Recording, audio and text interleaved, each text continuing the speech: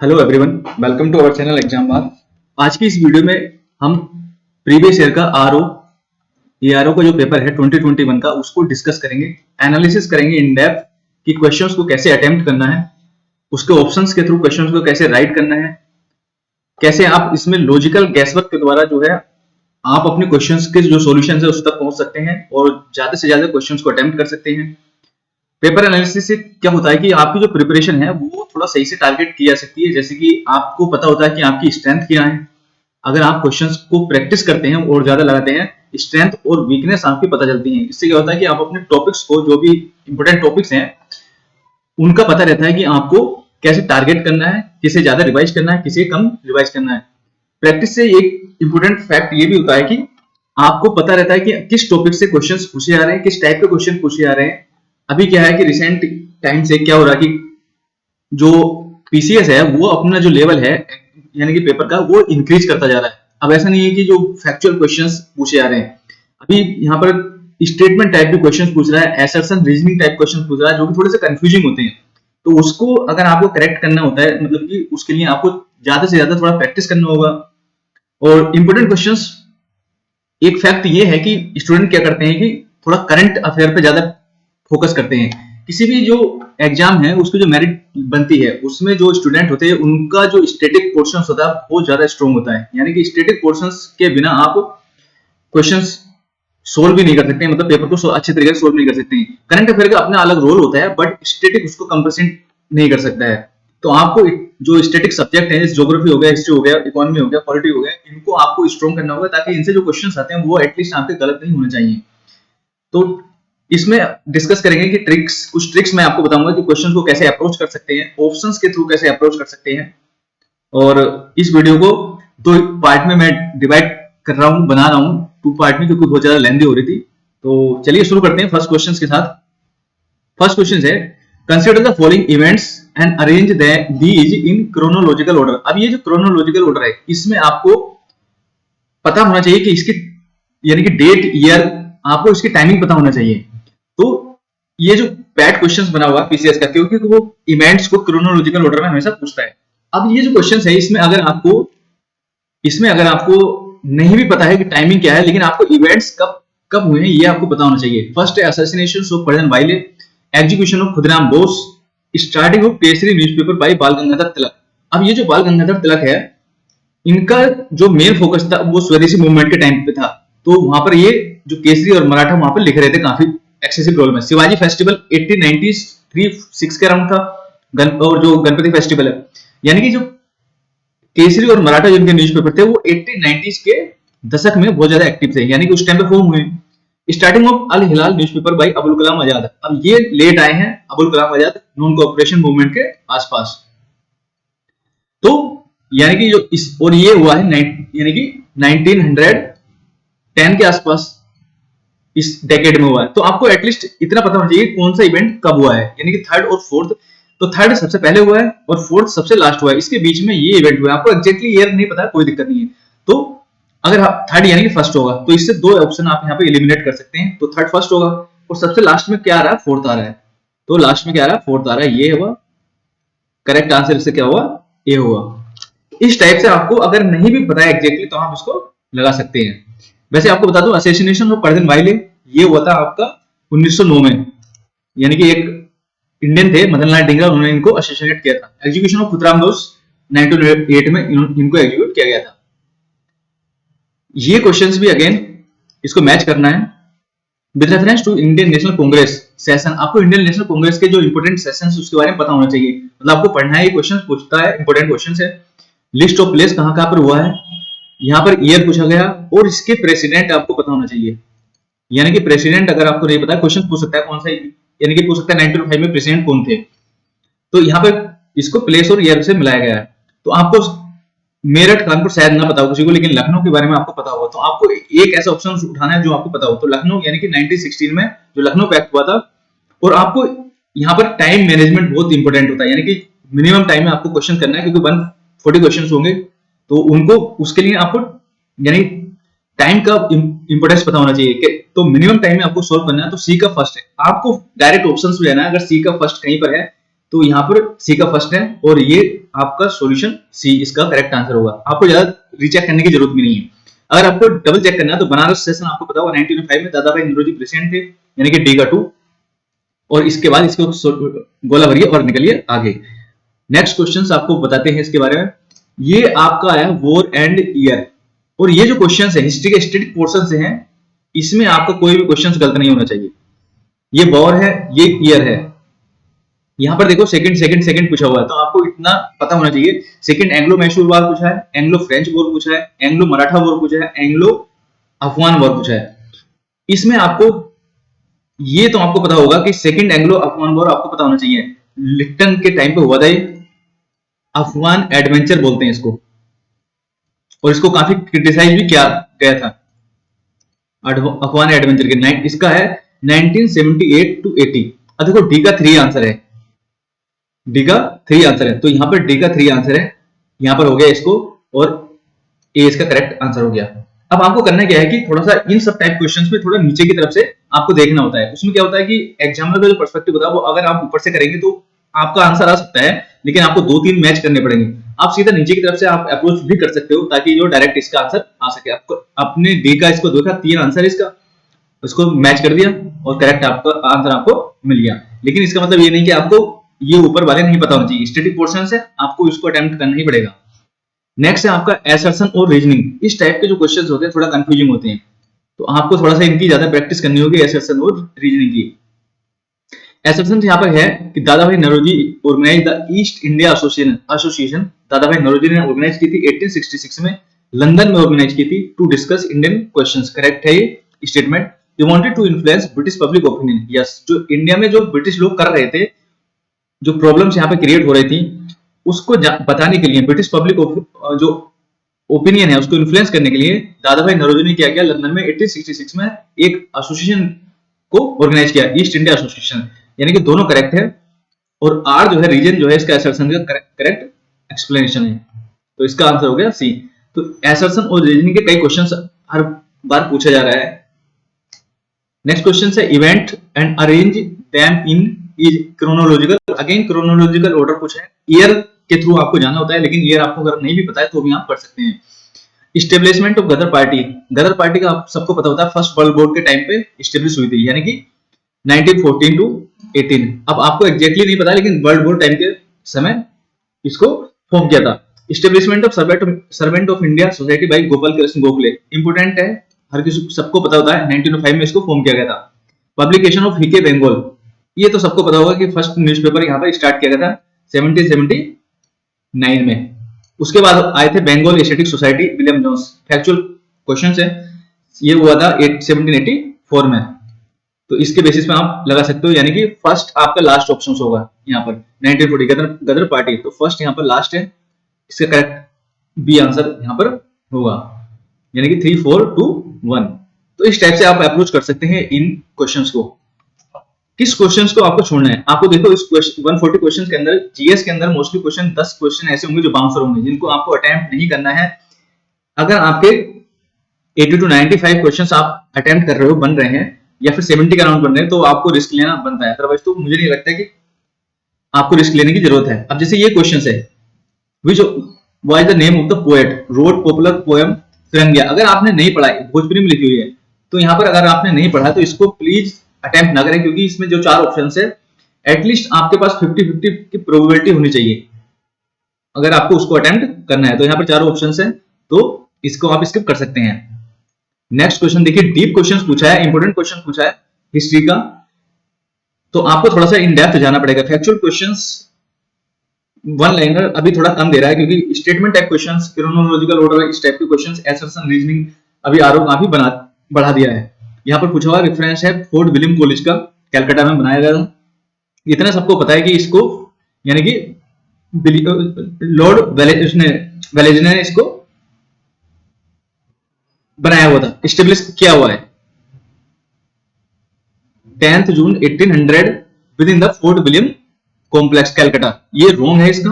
The main purpose of the establishing this college was to teach Indian languages to British officer.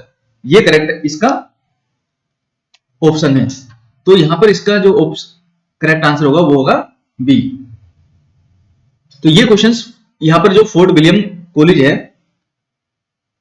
Complex है, ये कलकत्ता में नहीं बनाया गया था इसको, तो इसलिए ये जो ऑप्शन है वो रॉन्ग है। तो ये इस टाइप के क्वेश्चंस भी आपको थोड़ा सा इन डेप्थ देखना पड़ेगा क्योंकि ये थोड़ा डीप क्वेश्चन पूछ रहा है।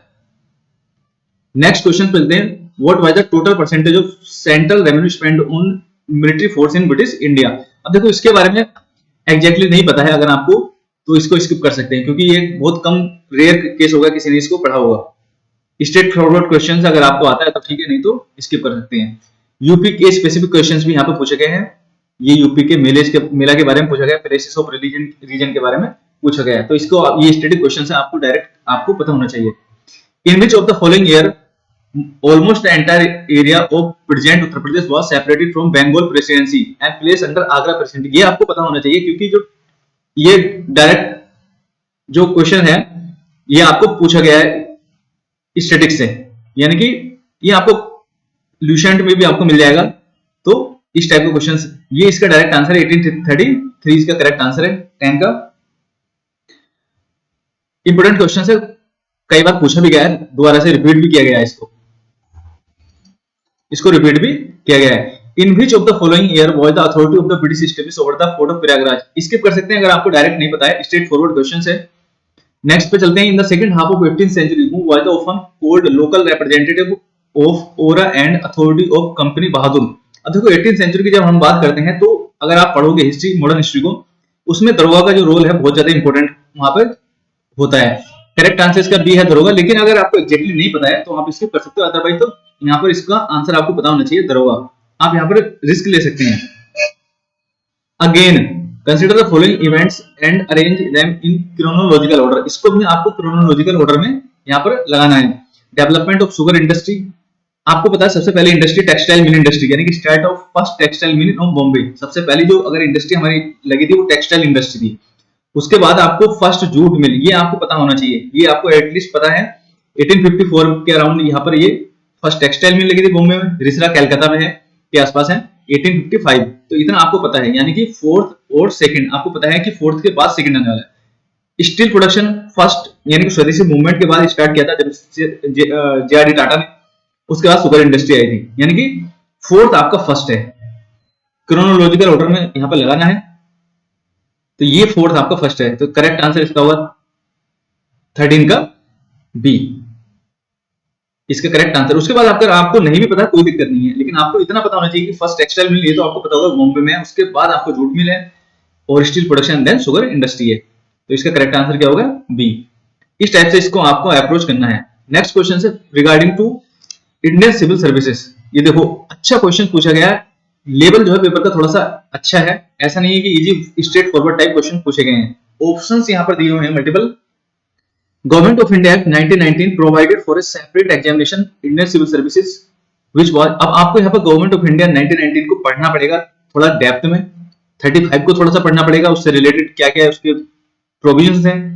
1909 को आपको पढ़ना पड़ेगा, तो आपको इन सबके प्रोविजंस पढ़ने पड़ेंगे थोड़ा थोड़ा, आपको डायरेक्ट आंसर नहीं मिलने वाला है इस क्वेश्चंस के। तो ये करेक्ट आंसर है, करेक्ट ऑप्शन है गवर्नमेंट ऑफ इंडिया सेपरेट किया था आईसीएस को, इंडिया में हेल्ड होगा और इंडिया और इंग्लैंड दोनों में हेल्ड होगा साइमल्टेनियसली। सेकंड है in the Indian Civil Services 1941 percentage of Indian was more compared to the European. ये भी करेक्ट इसका स्टेटमेंट है, तो इसका आंसर होगा करेक्ट सी। तो ये आपको पता होना चाहिए exactly statement type questions increase हो रहे हैं एग्जाम में। अगेन एसर्शन और रीजनिंग का क्वेश्चंस पूछा गया है। नेक्स्ट यहाँ पर एसर्शन है, ये रीजनिंग है। रविंद्रनाथ टैगोर रिनाउंस नाइटहुड, ये सबको पता है कि ये रिनाउंस किया था इन्होंने knighthood because of Jallianwala Bagh massacre हुआ था।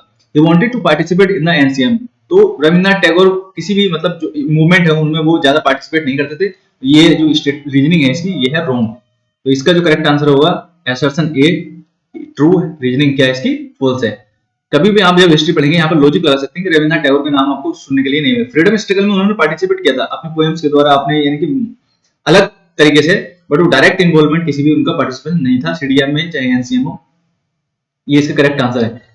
नेक्स्ट क्वेश्चन बहुत इंपॉर्टेंट क्वेश्चन है, पॉलिटी से क्वेश्चन पूछा गया है। कोरम के बारे में पूछा गया है, state legislature to hold a meeting. अब देखो कोरम का आपको पता है पार्लियामेंट से रिगार्डिंग सबको पता है कि 1/10 जो प्रेजेंट जो मेंबर्स हैं उनका 1/10 होना चाहिए, वहां पर, तब उसके बाद वहां पर पार्लियामेंट की जो प्रोसीडिंग है वो मतलब चलती हैं।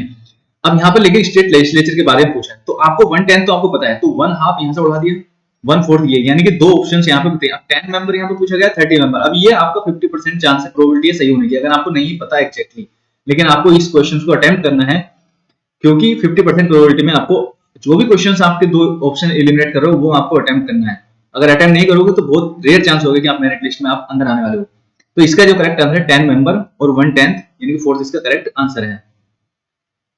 नेक्स्ट क्वेश्चन है काकोरी कॉन्स्पिरेसी केस, करंट से क्वेश्चन उठाया गया है, आपको पता होना चाहिए रामप्रसाद बिस्मिल को कहां पर फांसी दी गई थी, इसमें ये इन विच सिटी ऑफ उत्तर प्रदेश। हाँ, ये इंपोर्टेंट क्वेश्चन है, अगेन स्टैटिक क्वेश्चन है, लूसेंट के अंदर भी मिल जाएगा ये देखने के लिए। विजिटर्स पूछा है, आपको पता होना चाहिए कौन कौन से जो इंपोर्टेंट विजिटर्स है। पुर्तगीज का आपको पता होना चाहिए, मोरक्को का एक विजिटर अपने इंडिया में आया था उसका पता होना चाहिए, ब्रिटिश, फ्रेंच दो थे, टैवर्नियर और बर्नियर, इनके बारे में आपको पता होना चाहिए। तो जो दो हैं, दुआर्ते और डोमिंगो, डी वाले की, ये दोनों पुर्तगीज हैं, Duarte Domingo and Fernao Nuniz. Peter Mundy ये शायद ब्रिटिश था, तो ये इसका करेक्ट ऑप्शन है। स्टैटिक क्वेश्चन है, गलत नहीं होना चाहिए। ये देखो इंपोर्टेंट क्वेश्चन है, इकोनॉमी का क्वेश्चन पूछा है यहाँ पर, 5 ईयर प्लान और ग्रोथ मॉडल। अब 5 ईयर प्लान और ग्रोथ मॉडल में फर्स्ट, सेकंड, थर्ड, फोर्थ किसी को नहीं पता होगा कि फर्स्ट, थर्ड, फोर्थ क्या होगा, लेकिन सेकंड हर किसी को पता होगा। अगर आप इकोनॉमी पढ़ते हैं तो 5 ईयर प्लान हमेशा पढ़ता है कोई भी स्टूडेंट हो। तो सेकंड ईयर 5 ईयर जो सेकंड 5 ईयर प्लान है वो इंडस्ट्रियलाइजेशन का प्लान है, यानी कि इंडस्ट्री को बढ़ाने के लिए। और इंडस्ट्रियलाइजेशन के जो फादर हैं वो है महालेनोबिस। तो हर किसी को पता होगा सेकंड 5 ईयर प्लान जो है वो महालेनोबिस का प्लान है, यानी कि बी का 4th आंसर। अब हम इसको डायरेक्ट अगर आपको नहीं पता है तो आप इसको ट्राई कर सकते हैं, तो बी का 4, तो बी का 4 यहाँ पर ये है। इस टाइप से ऑप्शन सेलेक्ट कर सकते हैं और करेक्ट आंसर भी, अगर आपको नहीं भी पता है कि फर्स्ट, थर्ड, फोर्थ का ऑप्शंस क्या है, लेकिन सेकंड आपको पता होना चाहिए। ये तो बेसिक सा है, मुझे नहीं लगता इसको किसी को नहीं पता होगा। नेक्स्ट ये डायरेक्ट क्वेश्चन है हिस्ट्री का, स्किप कर सकते हैं इसको। Declared as the successor by Guru Nanak, इस टाइप का क्वेश्चन अगर आपको एग्जैक्टली पता है स्ट्रेट फॉरवर्ड तो ठीक है भाई, ठीक है। हिस्ट्री का अगेन क्वेश्चन है, अगर आपको पता है which of the following Sultan of Delhi Hindu gods and goddesses were worship in the royal places. ये रिपीटेड क्वेश्चन हर बार पूछा जाता है, रिपीटेटिव क्वेश्चन है। करेक्ट आंसर इसका है नसरुद्दीन खुसरो शाह, ये कई एग्जाम में पूछा गया है, तो आपको थोड़ा सा आइडिया होना चाहिए क्योंकि ये रिपीट भी हो सकता है, पीसीएस में एटलीस्ट रिपीट हो सकता है। नेक्स्ट है which of the following Sultan appointed special army, direct question पूछा गया है, अलाउद्दीन खिलजी इसका आंसर है डी, क्योंकि ये आप लूसेंट में इसको देखेंगे तो ये आपको वहां पर मिलेगा। The last subedar of Bengal who was appointed by the Mughal emperor, Murshid Quli Ali Khan है, फर्रुखशियार ने इसको अपॉइंट किया था, मुर्शिद कुली अली खान, फिर इन्होंने अपने सूबा अलग से बना लिया था, तो इसका करेक्ट आंसर ए होगा। नेक्स्ट है इन स्टैटिक क्वेश्चन है, इनमें कोई प्रॉब्लम नहीं होनी चाहिए किसी को भी अटेम्प्ट करने के लिए। Now in which of the following historical Mela fair यहाँ पर पूछा गया है, यानी कि उत्तर प्रदेश के जो क्वेश्चंस हैं, मेले के क्वेश्चंस, यहाँ पर फेयर के क्वेश्चंस, दो क्वेश्चंस पूछे गए हैं। तो उत्तर यूपी के जो फेयर है वो आपको देखना पड़ेगा एक बार, यूपी से रिलेटेड कुछ और इंफॉर्मेशन आपको यहाँ पर देखनी पड़ेगी, ज्योग्राफी के कल एस्पेक्ट देखने पड़ेंगे, क्योंकि यूपी के 3-4 क्वेश्चन यहाँ पर पूछा हुआ है। नेक्स्ट है बनारस रेबेलियन, अगेन ये आपको पता ही होगा स्टूडेंट्स को कि राजा चेत सिंह इसका करेक्ट आंसर है, स्ट्रेट फॉरवर्ड क्वेश्चन है, कोई ज्यादा इतना इंपोर्टेंट। नेक्स्ट क्वेश्चन पूछा early medieval cities of Uttar प्रदेश, तो जो और प्रेजेंट स्टेटस, हिस्ट्री के जो क्वेश्चन होते हैं मोस्टली जो बाउंसर क्वेश्चन होते हैं जो आपको बहुत रेयरली पता होता है, वो मोस्टली आपको मिलेंगे देखने के लिए मिडाइवल इंडिया से, क्योंकि किसी का नाम पूछ लेगा, किसी की पदवी मतलब था उसका दूसरा नाम क्या था, किसी भी स्टेट का दूसरा नाम क्या था, तो इस टाइप से, तो इसको आप स्किप कर सकते हो अगर आपको नहीं पता है। महाजनपदाज के बारे में पूछा गया है, तो महाजनपदाज आपको तैयारी करनी है, इसको पूछ सकता है कि लोकेशन पूछ सकता है महाजनपदाज की, कैपिटल पूछ सकता है महाजनपदाज की, या फिर जैसे बुद्धा, कब बुद्धा की डेथ कहां पर हुई थी, किस महाजनपदाज के अंदर में हुई थी, तो ये पूछ सकता है। तो इसका आपको इन डेप्थ स्टडी करना पड़ेगा 27 का महाजनपदाज के बारे में। यूपी में कितने महाजनपदाज थे, 8 महाजनपदाज थे 16 के अंतर्गत। नेक्स्ट क्वेश्चन है, ये स्ट्रेट फॉरवर्ड क्वेश्चन है, इसको तो स्किप कर सकते हो क्योंकि इसके बारे में पता नहीं है। When was born the earth cent 2.5, ये किसका स्टेटमेंट, फोक सिंह है, तो स्किप कर सकते हो, ये नहीं पता है इसके बारे में डायरेक्ट। तो ये इंपॉर्टेंट क्वेश्चन है 29। ये लॉजिक के बेस पे कर सकते हो आप, अदरवाइज तो आप इसको अटेम्प्ट नहीं करना। अगर लॉजिक लगाना है, लॉजिकल गैस कैसे लगा सकते हैं, इसमें पूछा है कि which of the following king या kings was elected chosen directly by public, यानी कि डेमोक्रेटिक प्रोसेस के द्वारा कौन सा किंग यहाँ पर अपॉइंट हुआ था, इलेक्टेड हुआ था। अब देखो दो, आपने दो राजाओं के बारे में हमें यहाँ पे पढ़ा होगा, 2-3 के बारे में। हर्षवर्धन के बारे में आपने पढ़ा होगा, ये सक्सेसर थे, ठीक है, थानेश्वर इनकी कैपिटल थी, सक्सेसर थे ये, यानी कि किंग बने हुए थे, बनाए गए थे, ये इलेक्टेड नहीं थे। तो हर्षवर्धन यहाँ पे आ गए, ये सक्सेसर थे किंगडम के। उसके बाद आते हैं यशोवर्मन, ये मंदसौर के राजा थे, अगर आपने पढ़ा होगा हिस्ट्री में तो। और ये डायरेक्ट यशोवर्मन, तो ये जो दो किंग है ये सक्सेसर थे किसी न किसी किंगडम के, इसलिए ये डायरेक्ट इलेक्टेड नहीं थे, यानी कि ये मोनार्क थे। तो जब आप 1 और 3, इसमें पूछा डायरेक्ट, तो 1 और 3 को जब आप इलिमिनेट करोगे, 1 को यहां से इलिमिनेट कर दिया, 3 को यहां से इलिमिनेट कर दिया, तो इसका करेक्ट आंसर क्या होगा? सी, 2 और 4। अगर आपको पता भी नहीं है 2 और 4 के बारे में, लेकिन हर्षवर्धन और यशोवर्मन के बारे में आपने हिस्ट्री में कहीं ना कहीं पढ़ा होगा, तो आप यहां से एलिमिनेट कर सकते हैं लॉजिक के द्वारा। इसका करेक्ट आंसर होगा सी। अब देखो नेक्स्ट क्वेश्चन यहाँ पे पूछा गया फॉरेन ट्रैवलर्स, तो आपको फॉरेन ट्रैवलर्स के बारे में पता होना चाहिए, किसके टाइम पीरियड में वो आए हैं और किस टाइम पीरियड में। यहाँ पे एग्जैक्ट टाइम पीरियड पूछा हुआ है, 399 14 करेक्ट है ये। हुआनसेन, अगेन हुआनसेन हर्षवर्धन के टाइम पे था, 629 से 645। इत सिंह, अब देखो यहाँ पे माइन्यूट सा डिटेल गायब किया हुआ है, यानी कि 671 से 695 है, इतना माइन्यूट डिफरेंस यहाँ पर। तो ऑब्वियसली बात है कि आपको टाइम पीरियड एग्जैक्टली पता होना चाहिए, क्योंकि क्वेश्चंस को आपको सही करने के लिए। अल-मसूदी 957 ये करेक्ट है इसका, तो इसका आंसर है सी। नेक्स्ट क्वेश्चन पूछा है आपको यहाँ पर 31st, देखो अगेन उत्तर प्रदेश से रिलेटेड स्पेसिफिक क्वेश्चंस आपको तैयार करने पड़ेंगे। यहाँ पर पूछा हुआ है कल्चरल हेरिटेज से रिलेटेड है, which of the following correct? The oldest evidence of agriculture in global context has been obtained from many excavated sites in this region. यहाँ पर बहुत सारे रीजन हैं, यानी कि मिर्जापुर के आसपास यहाँ पर आपको रीजन मिलेगा जहाँ पे ओल्डेस्ट एविडेंस है, यूपी में, वेस्टर्न यूपी में आपको यहाँ पे मिल जाएगा। तो इसका करेक्ट, इसका ये स्टेटमेंट सही है, एग्रीकल्चर से रिलेटेड है। The oldest cultivated food grain are barley and paddy. Paddy यहाँ पर गलत है, बार्ले और व्हीट यहाँ पर होता था। तो ये माइन्यूट सी आपको डिफरेंस पता होना चाहिए, बार्ले और व्हीट है, तो ये रॉन्ग ऑप्शन है। करेक्ट आंसर इसका होगा 131 का 1। यूपी से स्पेसिफिक क्वेश्चंस यहाँ पर पूछा गया है। अगेन ये देखिए स्टेटमेंट टाइप क्वेश्चन है, थोड़ा सा डीप क्वेश्चन पूछा गया हिस्ट्री से। टेम्पल ऑफ भीतरगांव के बारे में ये सबको पता है कि कहां पर लोकेटेड है, कानपुर में। करेक्ट इसका किसके टाइम पर ये था? गुप्ता पीरियड। तो temple was constructed during 5th to 6th century AD, यानी कि गुप्ता पीरियड के टाइम पे, इतना आपको पता होना चाहिए, गुप्ता पीरियड के टाइम पे इसको फॉर्म किया था। और ब्रिक, ओल्डेस्ट ब्रिक टेम्पल है ये। दोनों स्टेटमेंट इसके करेक्ट हैं। भीतरगांव टेम्पल, तो इसका करेक्ट आंसर होगा सी। ये इंपोर्टेंट क्वेश्चन है, सितार से रिलेटेड, साइंस एंड टेक का है, फिजिक्स वाले कर सकते हैं। Sitar which type of sound vibration are produced. तो जब सितार के बारे में हम लॉन्गिट्यूडिनल या लैटिट्यूडिनल जब हम बात करते हैं, तो सितार इस टाइप से होता है, स्प्रिंग टाइप, और इसकी जो मूवमेंट होती है, साउंड की जो वाइब्रेशन होती है, वो परपेंडिकुलर होती है, यानी कि ट्रांसवर्स होती है। तो आपने दो तो ऑप्शन हटा देंगे, लॉन्गिट्यूडिनल वाला ये एंड ये सी। अब आपको 50-50% है, आपको नहीं पता प्रोग्रेसिव है या स्टेशनरी, ये आपकी चॉइस हो सकती है, आइडिया आप, लेकिन आपको अटेम्प्ट करना है इसको। ट्रांसवर्स आपको 100% श्योर होना चाहिए कि हाँ ये सही है, तो इसका करेक्ट आंसर है डी, स्टेशनरी एंड ट्रांसवर्स। ये अगेन साइंस का क्वेश्चन है, आपको पता होना चाहिए। Silk produce by spider, direct question है, अगर आता है तो ठीक है, अदरवाइज स्किप कर सकते हो इसको। नेक्स्ट क्वेश्चन है, सिंपल क्वेश्चन है, डायरेक्ट क्वेश्चन है, यहाँ पर मल्टीपल ऑप्शन यहाँ पर दे दिए गए हैं। Pair is correctly match, beet sugar, honey glucose, cotton के अंदर सेलुलोज होता है, मिल्क लैक्टोज। तो चारों ऑप्शन इसके सही हैं। ये जो 37 क्वेश्चंस है, ये आपको मिलेगा यानी कि इन्वायरमेंट से। यहां पर पूछा है डिक्रीजिंग प्रोडक्टिविटी, डिक्रीजिंग प्रोडक्टिविटी। अब सबसे ज्यादा जो हम डिक्रीजिंग प्रोडक्टिविटी यानी कि सबसे हाईएस्ट प्रोडक्टिविटी के बारे में देखते हैं, तो oceans first, mangrove, mangrove and then oceans. अब यहाँ पर ओशियंस को रॉन्ग कर देंगे, यानी कि ओशियंस की प्रोडक्टिविटी मैंग्रोव से तो कम होती है।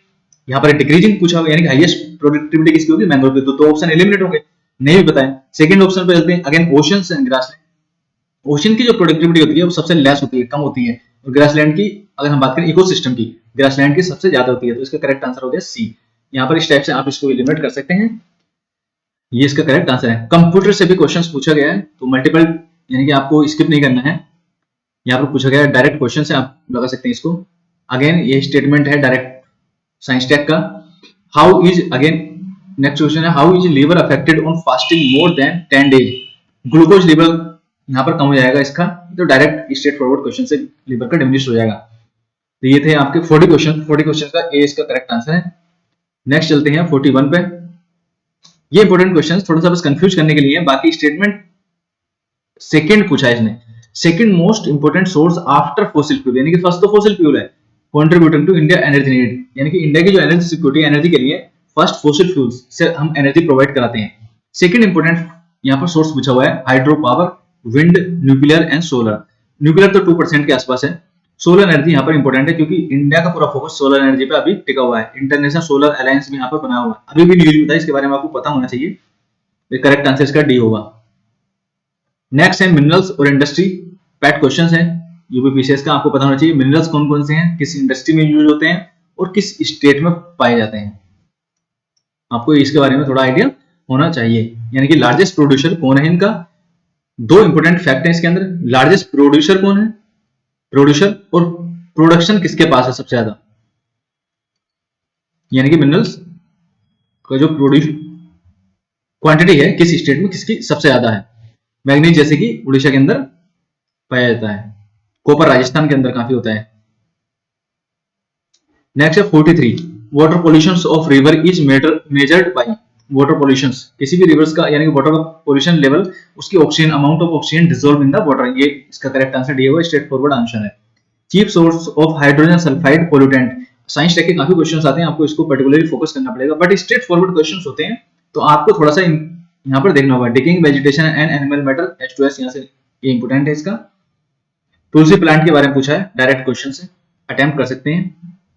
नेक्स्ट है 46, ये थोड़ा सा कंफ्यूजिंग वाला क्वेश्चन है। Which of the following eatables is the best source of all the essential amino acid. तो देखो बनाना है, पल्सिस है, एमिनो एसिड पल्सिस के अंदर भी होती है, एग फिश के अंदर भी होती है, बट एग यहाँ पर बेस्ट सोर्स है एमिनो एसिड का। नेक्स्ट है जीनी जीनी भीनी चदरिया, नोवेल है, ये किसका लिखा हुआ है, ये करंट में हो सकता है मे बी, तो इसको स्किप कर सकते हैं अगर आपको नहीं आता। स्ट्रेट फॉरवर्ड क्वेश्चन है। 48 स्कीम्स के बारे में पूछा है, एक भी स्कीम मुझे लगता है किसी को पता होगी, ऐसी स्कीम पूछी हुई है कि किसी को आइडिया नहीं होगा, और उसमें पूछा कि नोट करेक्टली, यानी कि आपको चारों पता होने चाहिए, या एग्जैक्टली एक का पता होना चाहिए कि वो करेक्ट नहीं है, तो ये थोड़ा डिफिकल्ट क्वेश्चन है, स्किप कर सकते हैं आप। इन्वायरमेंट का क्वेश्चन फिर से पूछा गया है, इन्वायरमेंट के क्वेश्चन आपको स्ट्रेट फॉरवर्ड मिलेंगे डायरेक्ट, तो आपको पता होना चाहिए, लेकिन यहाँ पर नाम पूछे गए एक्ट के और ईयर पूछा गया, स्ट्रेट फॉरवर्ड क्वेश्चन है, आप इसको अटेम्प्ट कर सकते हैं। 56 point formula proposal of India south Asian region was presented by which prime minister.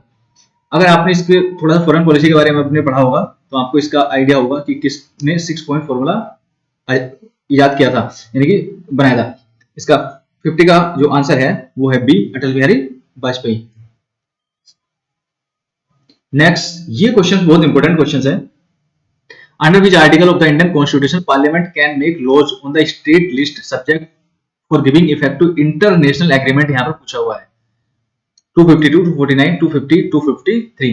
अब यहाँ पर जो 249, ये आपको पता होगा कि हाँ इस पे पार्लियामेंट कोई भी स्टेट रिलेटेड सब्जेक्ट पे यहाँ पर लॉ बना सकती है, लेकिन 52 किसी को नहीं पता होगा, 50 नहीं पता होगा, 53 भी नहीं पता होगा, तो ये लेकिन लॉजिक बेस्ड क्वेश्चन है, आप इसको लॉजिक से सॉल्व कर सकते हैं। पार्लियामेंट 5 सब्जेक्ट है, आपको पता होना चाहिए, लेकिन बेसिक्स 5 जो सब्जेक्ट है, 5 जो यानी कि इसके प्रोविजंस है उस पर लॉ बना सकती है, उनके बेसिस पर। सबसे पहला है कि अगर नेशनल इंपोर्टेंस है किसी भी, जैसे वाइल्ड लाइफ ऑफ इंडिया, यानी कि नेशनल इंपोर्टेंस है इसका, इस पे बना सकती है फर्स्ट। सेकंड है अगर वहां पर प्रेसिडेंट रूल लगा हुआ है तो पार्लियामेंट बना सकती है लॉ।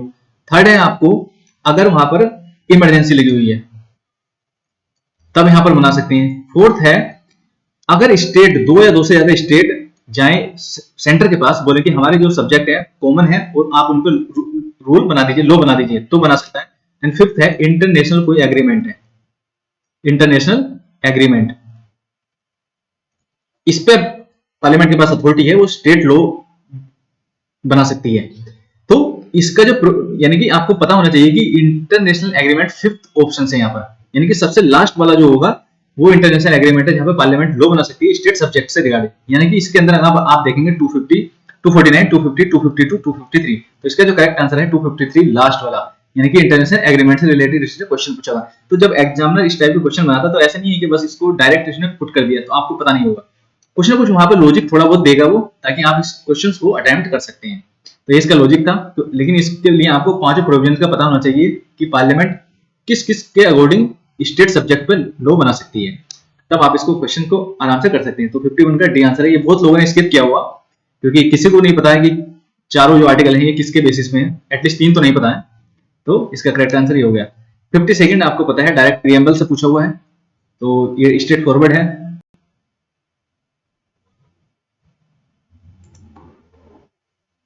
सॉरी,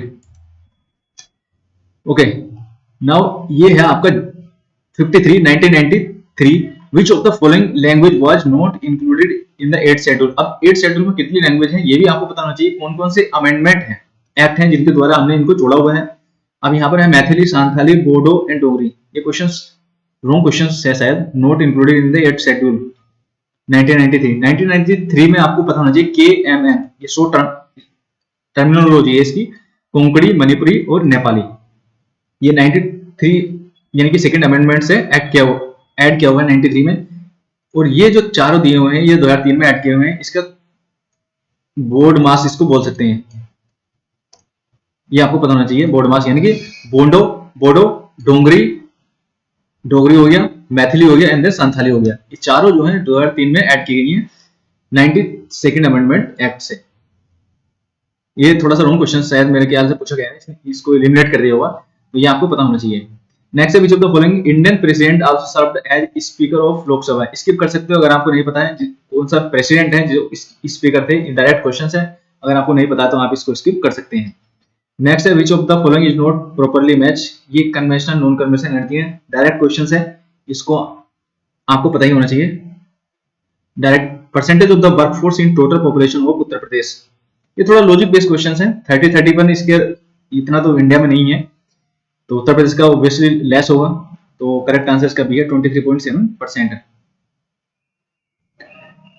यहां पर ये क्वेश्चन पूछा गया next, note one of the 12 Haridwar city. तो ये स्कीम चलाई है सेंट्रल गवर्नमेंट ने, हरिद्वार सिटीज, इसके बारे में आपको पता होना चाहिए उत्तर प्रदेश में कितने हैं। एक क्वेश्चन पूछता है स्मार्ट सिटीज पे, कितने स्मार्ट सिटीज यूपी के हैं ये पता होना चाहिए आपको, फैक्चुअल क्वेश्चन पूछता है। हेरिटेज साइट पता होनी चाहिए यूपी के अंदर रामसर साइट आपको पता होनी चाहिए। तो इस टाइप के क्वेश्चन डायरेक्ट फैक्चुअल क्वेश्चन पूछता है वो। ये करंट का क्वेश्चन है, farmer produce trade and commerce bill 2020, तो स्किप कर सकते हैं। ट्रेडिशनल फोक ड्रामा यहाँ पर पूछा हुआ है, भांड पाथर किस स्टेट से रिलेटेड है। अगर आपको पता है तो स्किप कर सकते, नहीं पता है तो स्किप कर सकते हैं, पता है तो आप इसको स्ट्रेट फॉरवर्ड क्वेश्चन है। अगेन है सबरी संकल्प अभियान। अब सबरी संकल्प अभियान इसको कैसे कर सकते हैं आप, सबरी ने जो झूठे वेर खुलाए थे भगवान राम को, यानी कि न्यूट्रिशन से रिलेटेड है, खुलाने से रिलेटेड है, तो न्यूट्रिशन से रिलेटेड है। To help those poor people who are below the poverty line, empowerment of women, a scheme for self help group, national nutrition mission. तो इसका करेक्ट आंसर है डी, नेशनल न्यूट्रिशन मिशन। तो ये थे आपके 60 questions. कुछ strategy यहाँ पर आपको मतलब आपको पता होना चाहिए कि ऑप्शंस के थ्रू भी कैसे इसको एलिमिनेट कर सकते हैं, क्वेश्चंस का जो आंसर ला सकते हैं। ऑप्शंस को आपको कैसे एलिमिनेट करना है, तो अभी क्या है कि आरओ का जो लेवल है वो इंक्रीज हो रहा है, तो आपको थोड़े से टफ क्वेश्चंस आपको देखने के लिए मिलेंगे, स्टेटमेंट टाइप क्वेश्चंस आपको मिलेंगे। स्ट्रेट फॉरवर्ड क्वेश्चंस जो है अभी कम कर रहे हैं, मतलब जो आयोग है वो कम कर रहा है। उसके बाद आपको एसर्शन रीजनिंग के क्वेश्चंस काफी देखने के लिए मिलेंगे। तो इसलिए आपको जो स्ट्रेटजी है यानी कि आपकी जो पढ़ाई है वो आपकी थोड़ी सी इन डेप्थ होनी चाहिए। तो चलिए ये थी आज की वीडियो में। नेक्स्ट जो क्वेश्चन है रिमेनिंग वो करते हैं नेक्स्ट वीडियो में, तब तक के लिए थैंक यू।